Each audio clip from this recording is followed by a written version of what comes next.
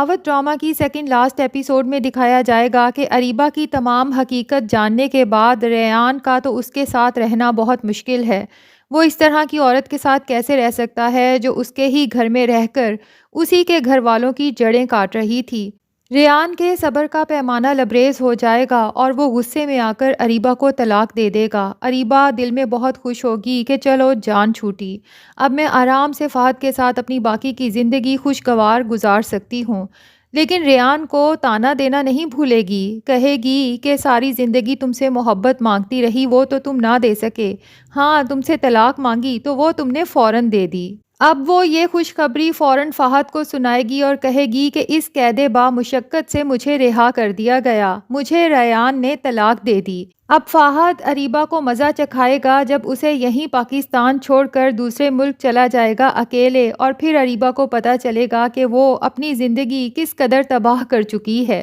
انکسار اور نتاشا بھی نکاح کر لیں گے اور نتاشا انکسار سے کہے گی کہ اب میں پاکستان رہنا نہیں چاہتی، میں چاہتی ہوں کہ ہم دونوں دبئی شفٹ ہو جائیں اور وہیں کا بزنس سنبھالیں۔ تو انکسار کو بھی فائنلی اپنے صبر کا پھل مل ہی گیا نتاشا کے روپ میں، لیکن جب بیبی کو یہ سب پتہ چلے گا تو وہ تو انگاروں پر لوٹ پوٹ ہو جائے گی اور اپنے بچوں سے کہے گی کہ تمہارے بابا کو اس نتاشا آنٹی نے ہم سے چھین لیا۔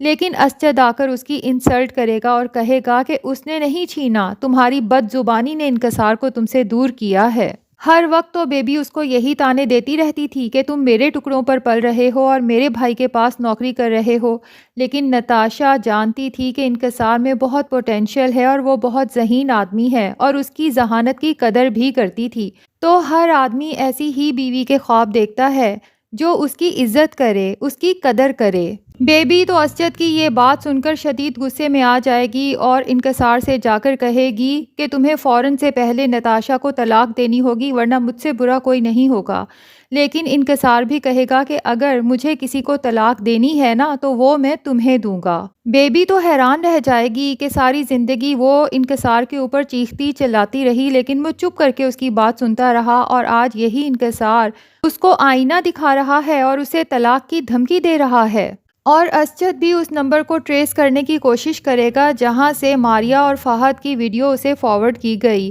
اور جب اسے پتہ چلے گا کہ وہ کوئی اور نہیں بلکہ اسی کے آفس کا ایک لڑکا ہے تو وہ اسے پولیس کی دھمکی دے کر